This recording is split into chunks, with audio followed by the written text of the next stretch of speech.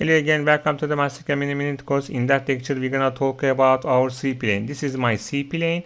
If I am click here, we're gonna see the top view, and then I'm gonna turn to the 2D, and my Z position gonna turn to 50.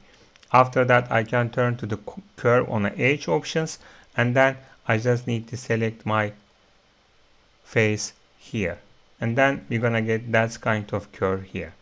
If I am changing my C-plane top to front, and my Z position gonna turn to 120, and then I can turn to the curve on the edge options and click here to be able to get that kind of curve here. This is projected automatically. After that, of course, I can turn to the front to right and curve on the edge options, and then I just need to click that face and that edge, that face and that edge, and then we're gonna get that kind of curve here.